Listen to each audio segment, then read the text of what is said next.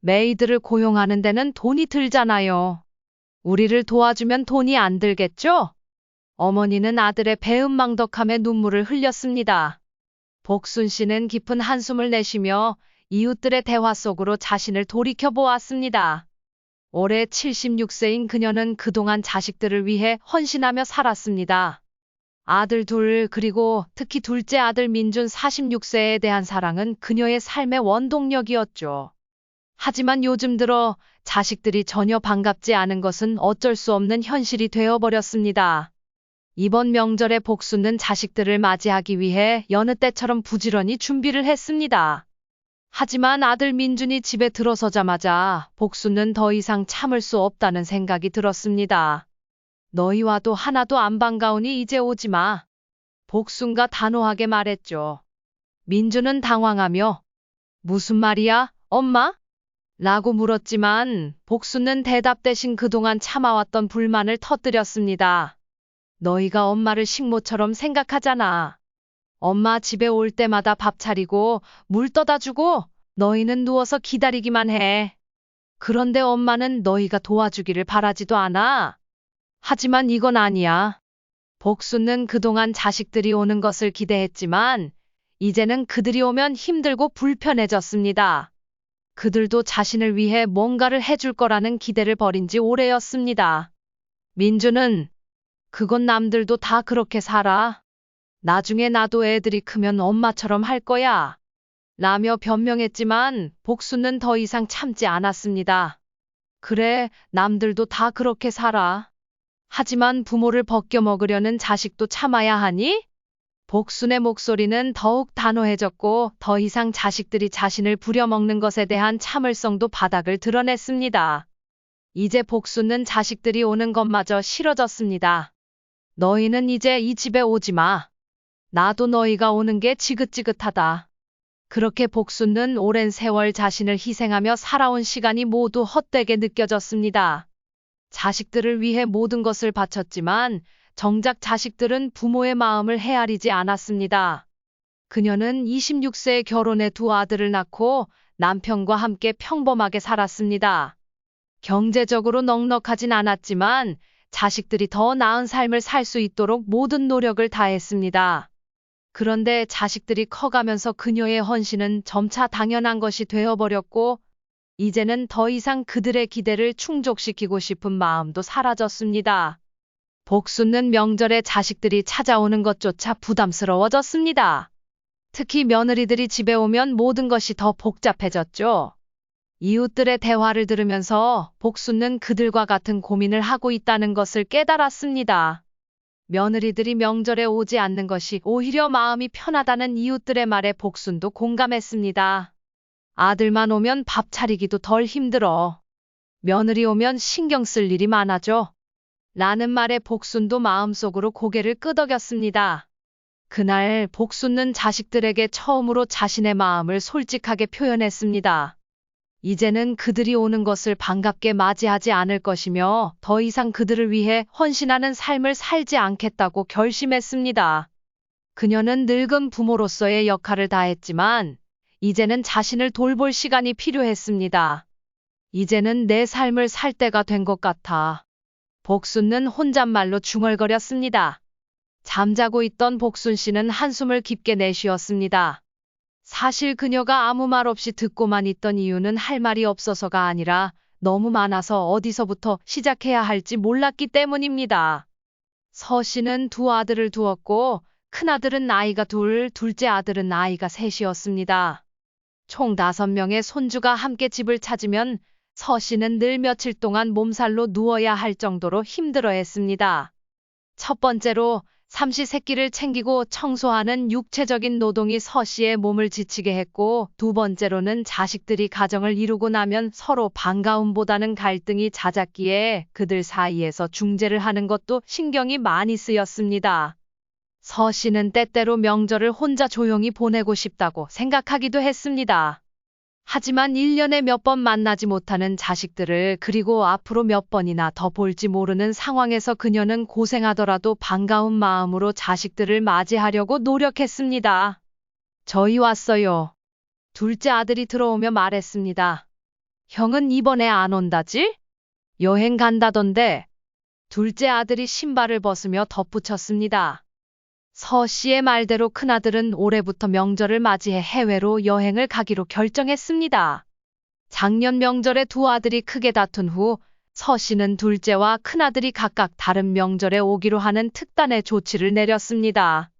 큰아들은 추석에, 작은아들은 설에 오기로 하면서 자식들과의 만남이 줄어들 수밖에 없었지만 서 씨는 오히려 마음이 편했습니다.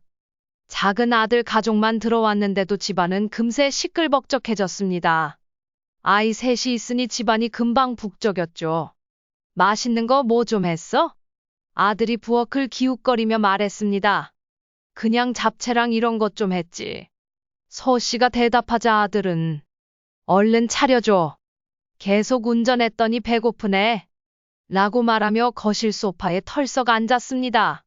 이어서 며느리가 막내 아이를 안고 부엌으로 들어왔습니다. 어머니, 이거 좀 싱거워요. 며느리는 서 씨가 정성껏 무쳐놓은 나물을 한 입 먹고는 얼굴을 찡그렸습니다.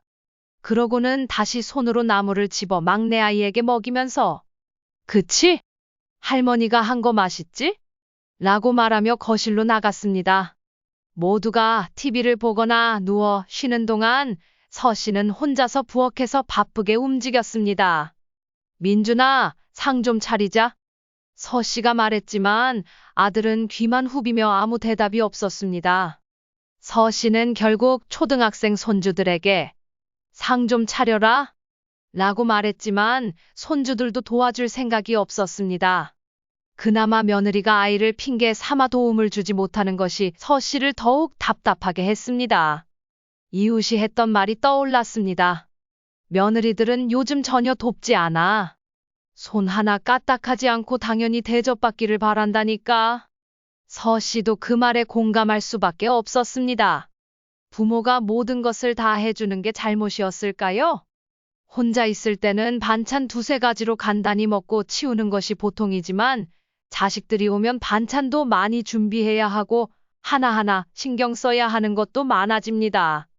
하지만 아들은 우리 엄마 요즘은 미각도 예전 같지 않네. 라고 말하며 무심하게 덧붙였습니다. 나도 아까 좀 싱겁다고 말씀드렸어. 서 씨는 속으로 생각했습니다. 자식들이 그녀의 노고를 알아줄 날이 올까요?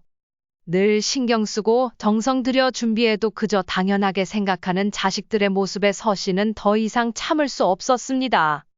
복순 씨는 고생하며 차려준 밥상에서조차 좋은 소리를 듣지 못하니 억울했습니다. 아들 내외는 농담처럼 말했지만 서 씨는 그 말을 들을수록 기분이 상했습니다. 너희 그렇게 불만이 많으면 다음부터는 너희가 먹을 건 너희가 챙겨와라. 서 씨는 속으로 생각했습니다. 음식이 싱겁다고 하는 품평을 받으니 화가 났습니다. 명절 차례 음식을 준비하랴, 저녁상을 차리랴, 이미 몸이 지쳐가는 것을 느끼면서도 아들은 그런 엄마의 고생은 생각하지 않고 있었습니다. 빈말이라도 고생하셨어요. 나 맛있어요. 라는 말을 기대했던 서 씨는 얄미웠습니다. 그때 며느리가 뒤늦게 말했습니다. 어머니, 맛있어요. 애 아빠가 농담한 거예요. 하지만 며느리의 말도 서 씨에겐 그저 맘에도 없는 칭찬처럼 들렸고 그녀도 아들만큼이나 얄미웠습니다. 사실 아들보다는 며느리 때문에 밥상을 차리는 게 더 부담스러웠습니다. 그런데 형은 돈이라도 좀 보냈어? 작은 아들이 물었습니다. 서 씨는 큰아들이 지난주에 상품권을 보냈다고 대답했습니다. 큰아들은 오지 않는 대신 이런저런 것을 보내곤 했습니다. 그런데 그 말이 또 마음에 들지 않았는지 작은 아들은 불만을 표했습니다. 뭐 또 10만 원, 20만 원짜리 보냈겠지? 돈도 많은데 안 왔으면 그런 거라도 챙겨야지. 작은 아들은 큰아들이 돈을 더 내야 한다는 생각을 가지고 있었습니다. 작년에 두 아들이 크게 다툰 것도 결국 돈 때문이었고 그로 인해 서 씨는 두 아들이 따로 명절을 보내기로 했습니다. 어머니, 근데 어머니는 백화점 갈 일 없으시니까 저 올라갈 때 상품권 챙겨가도 되죠? 며느리가 물었습니다. 서 씨는 그러라고 했습니다. 그녀에게는 그 상품권을 쓸 일이 없었으니까요. 그러나 아들은 사실 다른 이야기를 꺼내려고 했습니다. 사실 이번에 애 엄마가 다시 일하기로 했거든요. 아들은 말을 이어갔습니다. 막내 아이를 낳으며 일을 그만두었던 며느리가 다시 일을 시작하게 되었다는 이야기였습니다. 애 키우면서 일하는 게 쉬울까? 서 씨가 걱정스러운 표정으로 물었습니다. 그러자 아들이 본격적으로 용건을 말했습니다. 이참에 엄마가 서울로 올라오는 게 어때요? 집이랑 땅 다 팔고 엄마도 이제 곧 80인데 시골에서 언제까지 혼자 사실 거예요? 서 씨는 한 번도 생각해 본 적이 없는 제안이었습니다. 아들은 서울로 올라와서 애들이랑 지내면서 편하게 사세요. 라고 말했지만 서 씨는 곧바로 거부감이 들었습니다. 아들 내 가족이 사는 집에 들어가서 살기에는 아이 셋이나 있는 좁은 공간에 서 씨가 끼어들 자리가 없었습니다. 그리고 그 집에 얹혀 산다는 생각이 벌써부터 답답했습니다. 명절에 가끔씩 찾아가는 것도 힘들었는데 아들 내 집에서 상주하며 계속 수발을 든다는 상상을 하니 눈앞이 캄캄해졌습니다. 엄마, 어차피 집이랑 땅 팔면 돈 좀 나오잖아. 그 돈으로 우리랑 좀 더 큰 집으로 이사 가면 되지. 아들은 가볍게 말했지만 서 씨는 생각할 것도 없이 고개를 저었습니다. 서 씨는 작지만 땅도 있고 집도 있는 지금의 생활에 만족하며 그곳에서 노후를 보내야겠다고 생각하고 있었습니다. 아무리 자식들이라고 해도 모든 걸 팔고 빈손으로 아들네 집에 들어가 얹혀 사는 것은 상상할 수 없는 일이었습니다. 서 씨는 이렇게 말했습니다. 나는 여기가 좋아.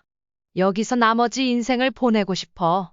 서울에 올라가면 너무 불편할 것 같고 내가 굳이 그럴 필요가 있을까 싶어. 아들의 제안은 서 씨에게는 너무도 갑작스럽고 현실감 없는 이야기였습니다.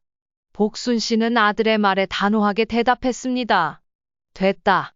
나는 여기서 사는 게 좋다. 너희는 나 데리고 살 필요 없어. 그러자 아들은 다시 설득을 시도했습니다. 아니, 꼭 엄마만을 위해서 그런 게 아니라 애 엄마가 직장 다니면 우리도 힘드니까 좀 도와달라는 거지. 서 씨는 그 말에 차분히 대답했습니다. 그럼 사람을 써야지. 하지만 아들은 짜증을 내며 반박했습니다. 아니, 직장 다니면서 사람 쓸 거면 직장은 왜 다녀? 다 그 돈으로 나가는데. 서 씨는 아들이 원하는 것을 이해하면서도 그 뜻대로 할 마음이 없었습니다. 명절에 자식들을 맞이할 때는 그저 반가운 마음에 고생을 감수했지만 함께 산다면 고생만 남고 반가움은 사라질 것이 분명했습니다. 너희 수발 들다가 늙어 죽으리라니 있겠니? 서 씨는 답답하다는 듯이 말했습니다. 그러자 아들은 더욱 답답해하며 대꾸했습니다. 무슨 수발을 들어. 오히려 엄마가 우리 도와주러 오는 건데 애 엄마도 시집살이 하고 싶겠어? 근데 큰 결심한 거야. 서 씨는 속으로 비웃었습니다. 시집에 와서도 손 하나 까딱하지 않는 며느리가 제 집이라고 시어머니 수발을 들겠다는 게 말이 안 된다는 생각이 들었습니다. 큰 결심하지 말고 너희끼리 잘 살아. 나는 신경 쓰지 마라. 그리고 서 씨는 이어서 말했습니다. 다른 사람들도 다 애 키우면서 맞벌이 잘만 하잖냐. 너희도 셋째 낳기 전엔 그렇게 살았잖아. 그러자 아들은 이번엔 금전적으로 도움을 요청했습니다. 그럼 땅이라도 팔아서 좀 도와줘. 서 씨는 깊은 한숨을 내쉬었습니다. 몇 년 전 작은 아들이 투자 실패로 어려움을 겪자 한번 도와준 적이 있었는데 그새 또 도움을 청하는 작은 아들이었습니다. 땅 팔아서 넣어주면 나는 무슨 돈으로 살아? 그리고 너만 줄 수도 없고 내 형도 손 벌리면 나 빈털터리가 되겠지. 아들은 억울하다는 듯 말했습니다. 아니, 형을 왜 줘? 잘 먹고 잘 사는 인간을. 큰아들의 처지가 달라진 이유는 큰 며느리의 친정에서 시집 올 때 서울에 있는 아파트를 마련해줬기 때문이었습니다. 이로 인해 두 아들의 상황은 달랐고 작은 아들은 늘 불만을 가지고 있었습니다. 그게 싫으면 그냥 엄마가 정리하고 오라니까. 그러면 엄마 노후 걱정도 없잖아. 왜 자꾸 혼자 살면서 노후가 어쩌고 저쩌고 하는 거야? 남들은 부모 모시기 싫어서 난린데 엄마는 왜 모시겠다고 해도 싫다고 해. 정말 답답하네. 아들은 짜증을 내며 젓가락을 식탁 위에 던졌습니다. 그 모습에 서 씨도 마음이 무거웠습니다. 애써 차린 밥상이 소용없게 되니 마음이 상할 수밖에 없었습니다. 그래도 아이들이라도 잘 먹으니 그나마 다행이었습니다. 결국 아들은 서씨의 요구를 들어주지 않자 화가 났는지 바람 좀 쐬고 오겠다며 일어나 밖으로 나갔습니다. 며느리도 막내를 데리고 그 뒤를 따랐습니다. 아이들만 덩그러니 남겨진 밥상 앞에 혼자 앉은 복순 씨는 한숨을 내쉬며 중얼거렸습니다. 이래서 죽어도 안 간다니까. 서씨는 홀로 상을 치우며 다시 한번 결심을 굳혔습니다. 복순은 오른손목을 부여잡으며 설거지를 하던 중 인상을 찡그렸습니다. 아이고, 아파라. 복순은 고통을 참으며 접시들을 계속해서 닦았습니다. 아들 내외가 들어왔을 때는 이미 설거지를 끝낸 뒤였습니다. 마음을 좀 가라앉혔지만 더 이상 씨름하고 싶지 않았습니다. 복순은 알았다고만 하고 넘겼습니다. 아들 내외는 잘 준비를 마친 뒤 이부자리를 깔아둔 방으로 들어갔고 복순도 자신의 방에서 잠을 청할 수 있었습니다. 둘째 아들 가족만 왔기 때문에 복순과 방에서 잘 수 있었던 것이죠.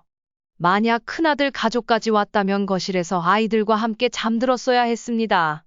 명절 전날이지만 복순은 이미 지쳐 있었습니다. 전날 오후에 전을 부치고 음식을 준비했지만 당일 차례를 위해 해야 할 음식들이 남아 있었기 때문에 새벽에 일어나야 했습니다. 백발이 성성한 복순은 지친 몸을 이끌고 잠에 빠져들었습니다. 다음 날 새벽 복순은 혼자 분주하게 움직였습니다. 아들 내외는 8시가 넘도록 잠에서 깨어나지 않았습니다. 보통은 아침 식기 부딪히는 소리에 잠에서 깨곤 했지만 이날은 전혀 신경을 쓰지 않는 것 같았습니다. 얘들은 이것도 제주라면 제주다. 복순은 혼잣말로 중얼거리며 차례상을 준비했습니다. 잠시 후 며느리가 부스스한 얼굴로 나왔습니다. 어머, 어머니, 이렇게 시간이 늦은 줄 몰랐어요. 벌써 다 차리셨어요? 그래, 민준이 나오는 꼴이 꼭 나무늘보 같구나. 복순은 아들 민준이 느릿느릿 나오는 모습을 보고 쓴웃음을 지었습니다. 복순은 차례상 준비는 거의 마쳤지만 손목이 아파 밤을 깎지 못하고 두었습니다. 그때 돌아온 아들의 대답은 복순을 당황하게 만들었습니다. 왼손으로 하면 안 돼? 복순은 황당한 표정으로 아들을 쳐다보았습니다. 농담이에요. 아들은 한숨을 쉬며 일어났습니다. 귀찮아, 모처럼 쉬러 왔는데 자꾸 일을 시키네. 복순은 아들의 이런 투덜거림에 속이 상했습니다. 어제 오후부터 음식을 준비하느라 고생한 자신에게 밤 하나 깎는 게 힘드냐? 는 말은 참으로 서운했습니다. 복순은 이럴 때마다 명절이 달갑지 않았습니다. 가족들 얼굴을 보는 건 좋았지만 그에 따른 고생은 혹독했습니다. 차례가 끝나고 아침밥을 먹자마자 또 설거지거리가 산더미처럼 쌓였습니다. 복순은 다시 한숨을 쉬며 중얼거렸습니다. 아이고, 난 저거는 못 치우겠다. 결국 복순은 대놓고 말했습니다. 누가 하든 좀 해라. 아들은 설거지를 하지 않으려 했고 곧장 말했습니다. 엄마는 손님한테 일을 시켜? 우리 이제 가야 돼. 차 막혀. 며느리도 한마디 거들었습니다. 그래도 어머니 혼자 이거 다 치우시기엔 너무 힘드시지 않아요? 싱크대에만 옮겨 놓을게요. 그러자 복순은 참을 수 없는 어처구니가 없었습니다. 돈 달라 할 때는 가족이고 힘든 일 앞에서는 손님이라니. 됐다, 됐어. 그냥 얼른 가봐라. 내가 알아서 할 테니까. 그릇을 옮기려던 며느리는 안심한 듯한 표정으로 물러났습니다. 복순은 아들 내외를 바라보며 말을 이어갔습니다. 이제는 너희도 좀 알아서 하렴. 나도 더는 힘들다. 복순은 쓸쓸한 마음으로 아들 내외가 떠나는 뒷모습을 바라보았습니다. 복순은 아들의 말을 들으며 단호하게 대답했습니다. 아무튼 내 생각은 변함없어. 오늘은 여기서 자고 내일 올라가 봐. 그녀는 더 이상 대화를 이어가봤자 감정 소모만 클 것 같아 안방으로 들어가 버렸습니다. 명절이 끝난 뒤 오랜만에 평화롭게 지내고 싶었지만 아직도 일이 끝나지 않은 듯해 답답함이 밀려왔습니다. 그날 새벽 잠이 깬 복순는 거실로 나왔습니다. 거실 창문이 열려 있길래 닫으려고 했는데 그 옆에 작은 방문도 열려 있는 것을 보았습니다. 아들이 자고 있는 방이었습니다. 방문을 닫아주려고 다가갔는데 아들은 아직 잠들지 않고 누군가와 통화 중이었습니다. 싫다 그러네. 그럼 당신이 내일 애들이라도 데리고 내려와 봐. 그래도 엄마가 손주들만큼은 끔찍하게 챙기잖아. 아들은 며느리와 통화 중이었습니다. 그러니까 와서 좀 도와주고 엄마한테 좋은 모습 보여줘야지. 엄마가 마음을 바꿔서 집도 팔고 여기로 올라오면 우리도 형처럼 떵떵거리면서 살 수 있는 거야. 복수는 그 말을 듣고 자신이 지금 무슨 말을 들었는지 믿기 어려웠습니다. 아들이 자신과 함께 살고 싶어서 합가를 제안한 게 아니라 단지 집과 땅을 팔아 돈을 얻기 위해 작당 모의를 한 것임을 알게 되니 그녀의 마음은 바닥으로 곤두박질 쳤습니다. 내일 오지 마라. 복수는 참을 수 없어 방문을 열고 말했습니다. 아들은 깜짝 놀라며 몸을 일으켰습니다. 엄마, 무슨 말이야? 너희가 와도 하나도 반갑지 않으니까 오지 말라. 복순의 말에 아들은 당황해했습니다. 그게 무슨 말이야, 엄마? 내가 더 잘 알잖아. 너희는 엄마를 식모로 생각하는 거지? 아니, 그런 게 아니야. 우리도 힘들지만 엄마니까 참아왔던 거지. 참는 건 나야. 너희가 오면 나는 몸이 부서질 것 같아도 자식이니까 반가운 마음으로 참아왔어. 그런데 너희는 엄마를 부려먹을 생각밖에 없지. 아들은 아무 말도 하지 못했습니다. 그러자 복수는 차분하게 말을 이어갔습니다. 너희는 나를 부모로 대하는 게 아니라 마치 종처럼 대하고 있어. 그래서 나는 너희가 오는 게 이제 지긋지긋해. 이제 그만 와라. 아들은 더 이상 대답하지 못했습니다. 대신 짜증 섞인 목소리로 말했습니다. 그래, 결국 그거잖아. 엄마가 우리랑 살기 싫다는 거. 그래, 그걸로 하자. 내일 떠나면 좋겠다. 다시는 여기 오지 마라. 아들은 손을 부들부들 떨며 대답했습니다. 엄마, 이렇게 나를 보내고 나서 정말 후회 안 할 거야? 그래, 내가 가야 내가 편하게 잘 수 있을 것 같다. 나중에 서로 마음이 좀 풀리면 바깥에서 밥이나 한 끼 먹고 헤어지면 되지. 서로 불편하게 부대끼며 살 이유는 없잖아. 아들은 차마 더 이상 반박하지 못하고 짐을 쌌습니다. 아들이 떠나는 모습을 보며 복순의 마음은 참담했지만 부모가 항상 모든 것을 받아주기만 하면 자식은 그걸 당연하게 여기게 된다는 사실을 깨달았습니다. 이제 복순은 자식들을 위해 며칠 전부터 청소하고 장을 보고 음식을 준비하는 수고로부터 해방되었습니다. 복순은 아쉬움과 안타까움을 느끼면서도 자신을 지키기 위해서 이런 결단을 내렸습니다. 그리고 아들의 차가 새벽 어둠 속으로 사라지는 것을 보며 복순은 눈물을 닦았습니다.